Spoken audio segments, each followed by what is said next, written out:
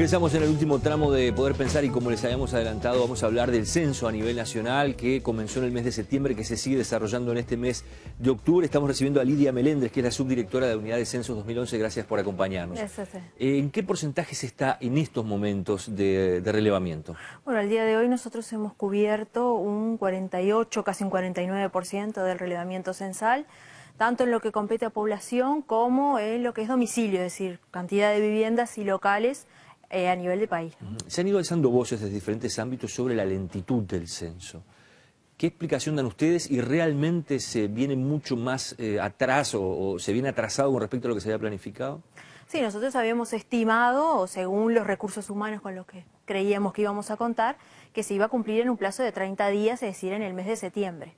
Sí es cierto que se ha desarrollado un ritmo más lento del que nosotros esperábamos, pero eso se debe también a factores que han dificultado que...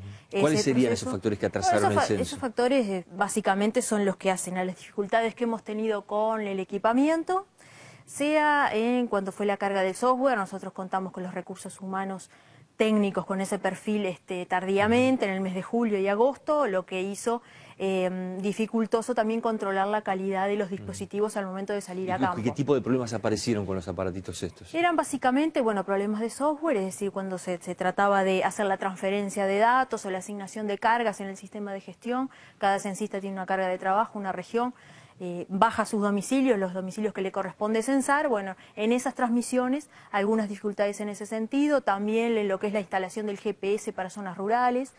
Es cierto que los censistas que trabajan en el área rural salieron tardíamente, salieron hacia la primera quincena de septiembre, pero bueno, la mayoría de los problemas tecnológicos se fue solucionando en el correr de las primeras semanas de septiembre. ¿Hoy ya no tienen esos problemas tecnológicos? No, hoy quedan mínimos. Las personas que llaman o consultan directamente a la unidad censos por problemas técnicos es un nivel ínfimo en relación a lo que pasaba en las primeras semanas, que también el personal de campo se iba adaptando a lo que es el manejo, porque también hubo dificultad en ese sentido, de que cuando ellos recibieron la capacitación se hizo mucho hincapié en lo que era conceptual, es decir, cuáles eran las preguntas, qué era lo que preguntábamos, y se descuidó un poco lo que era el manejo del dispositivo, que eso lo evaluamos ahora. Entonces, cuando hagamos la evaluación final, sabemos que en esa capacitación falló un poco los tiempos de práctica que ellos tenían y que fueron afianzando al momento que se inició el trabajo de campo.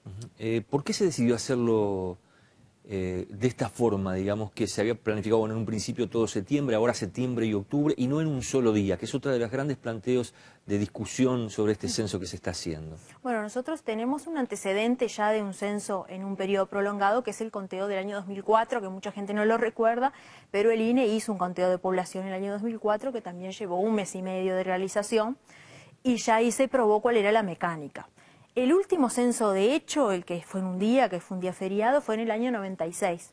Ya en el año 96 se tuvieron grandes dificultades para cumplir el relevamiento en un solo día. Aunque la gente, el ideal colectivo piensa que se cumplió realmente el relevamiento en un día, en 6 y 8 semanas posteriores a lo que fue el censo del 96, todo el personal del instituto tuvo que salir a censar todas aquellas zonas donde el personal no fue. ¿En ese solo día no se hizo todo el censo? No se hizo, se completó un mes y medio después. Toda la periferia de Montevideo, lugares donde los funcionarios públicos, que en esos tiempos se utilizaba ese personal, no quiso ir a esas regiones o no se consiguió personal, lo tuvo que hacer personal del instituto en semanas posteriores. Y también recordar que ahora hay una ventaja fundamental, que es que el censo no es solo recabar los datos, que eso se hacía en un día o en semanas posteriores, y ahora se hace en un mes o 2 meses. La gente a veces no se acuerda cuánto demorábamos en difundir los datos. Luego que esa información llegaba, en el censo del año 85 llevó 2 años difundir los datos. Y en el año 96 aproximadamente 6 o 8 meses, que aunque si bien se introdujo el escáner, llevó mucho tiempo digitar, entrar esa información y difundirla. La diferencia que nosotros tenemos en este censo es que la información en el dispositivo ya se ahorra todas las etapas que son de consistencia, de imputación de datos, o sea, tiene una calidad que luego nosotros la podemos difundir rápidamente y nos ahorramos todas las etapas que también forman parte del censo que hacen a la difusión. ¿Cuándo piensan terminar? Bueno, nosotros no tenemos fecha exacta de finalización. Nosotros alcanzamos ahora un porcentaje de relevamiento. Visto que el ritmo era más lento del que esperábamos, empezamos a aplicar algunas medidas correctivas de esa situación, que es evaluar estrictamente al personal de campo que está trabajando, muchos censistas, muchos jefes, cuando se inscribieron, bueno, dijeron que tenían 5 horas, que era el requisito mínimo diario disponible para trabajar. Bueno, nosotros detectamos que esas horas no se estaban cumpliendo, o sea que eso enlentecía el ritmo de trabajo. Aplicamos las medidas que corresponden, tanto a nivel de jefatura como a nivel de censista, y bueno, en esta semana y a partir de esta semana la gente que realmente rinde, hace un trabajo de calidad y tiene horas disponibles, se le están reasignando zonas y los equipos, porque hay en algunas ¿Cómo zonas... se le paga al censista eso?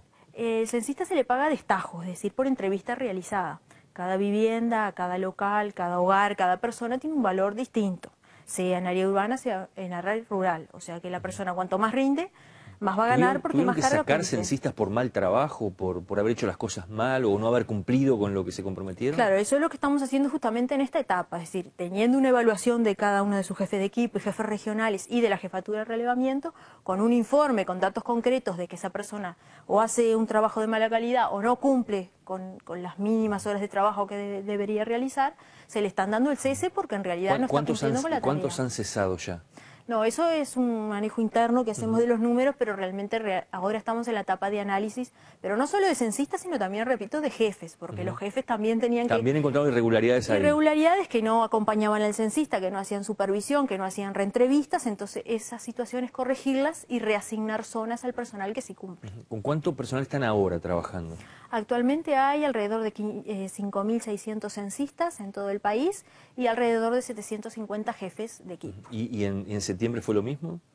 Sí, fue lo mismo. El 1 de septiembre nosotros empezamos a asignar y eran alrededor de 4.200. En semanas posteriores seguimos asignando y llegamos a la cantidad que trabaja hoy en campo. Hay algunas preguntas que se hace la gente, por ejemplo, ¿por qué en un mismo edificio se encuestó a algún vecino de determinado apartamento y otros no? ¿Cómo puede pasar eso? O de repente que se saltean alguna casa en una misma cuadra.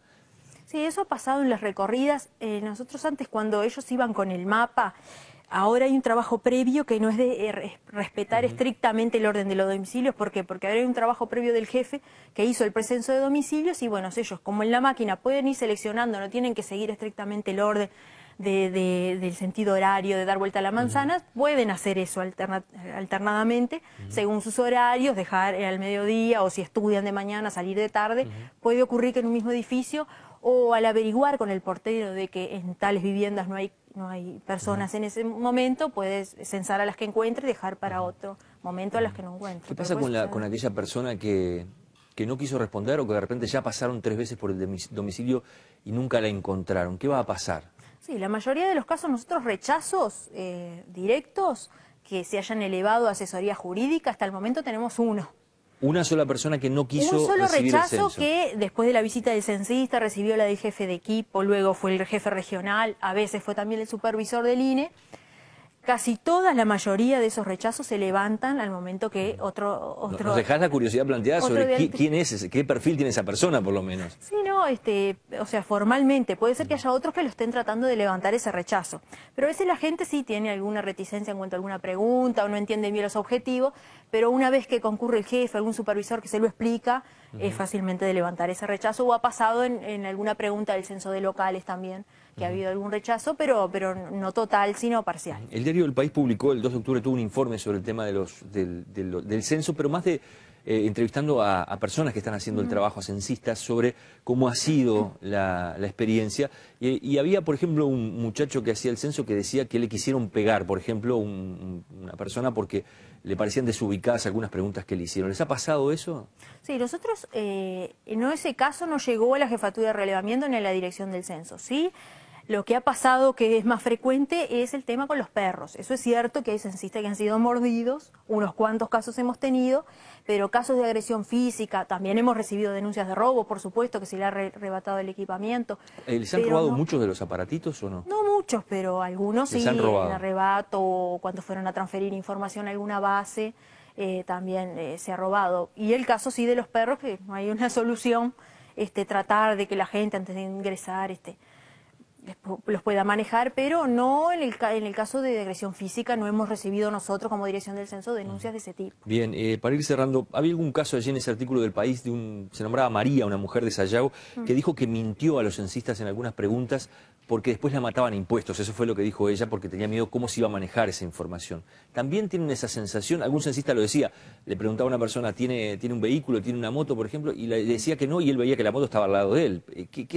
¿Cómo se maneja eso? Claro, el censista tiene, en la capacitación se le dio la estricta pauta de que tiene que registrar lo que el informante le dice, ¿no? No aunque puede, esté mintiendo así. Aunque esté mintiendo, sí tienen observaciones y luego sí le pedimos que informe a su jefe de equipo, que el jefe muchas veces hace una nueva visita, hace una reentrevista, va con una muestra de preguntas para realmente explicarle a la persona, corroborar la veracidad de la información, pero nosotros tenemos que confiar en lo que el informante nos dice. También es importante recalcarle lo que establece la ley, la confidencialidad de la información, que no tiene otro fin que el estadístico, que no se cruzan las bases. Puede pasar también, tenemos algún caso de alguna persona que lo ha planteado, de que le esté llegando una especie de documento o cedulón de gente que ya fue censada para ser recensada.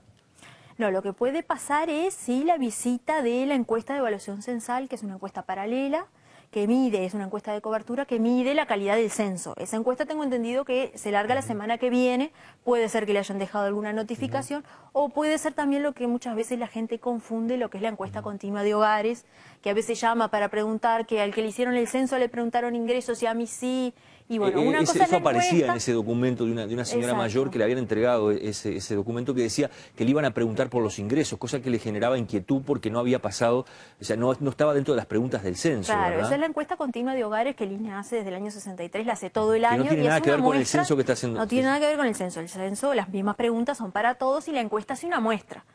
El que cae en la muestra obviamente va a tener que contestar el censo y también va a tener que contestar la encuesta, pero son independientes. ¿Cuándo se van a conocer los datos de este censo? Nosotros los datos seguimos con los mismos plazos, nosotros dijimos los preliminares van a estar en diciembre, por lo que hoy comentaba de que se ahorran muchas etapas luego que la información se tenga, ya está consistenciada, hay que hacer mínimas imputaciones de datos, hacia diciembre los preliminares y bueno, los informes específicos sí van a estar en el primer semestre del año que viene. Desde la oposición política se ha hablado de fracaso de este censo. Lo han dicho varios legisladores blancos y colorados. Sí, no, lo que nosotros decimos es que bueno, el INE lo ha demostrado a lo largo de toda su historia que es un organismo que mantiene su independencia técnica, es decir, la evaluación que se puede hacer de los censos anteriores o de este censo, primero hay que esperar que termine para que el INE como institución haga la evaluación de su censo, compare, bueno, cuáles las diferencias en hacerlo en un día, cuáles son las ventajas, las desventajas, pero eso es un asunto técnico que se tiene que manejar en el ámbito técnico, que no es el ámbito político. Gracias por haber venido. Gracias. Nosotros vamos cerrando Poder Pensar, nos reencontramos la próxima semana.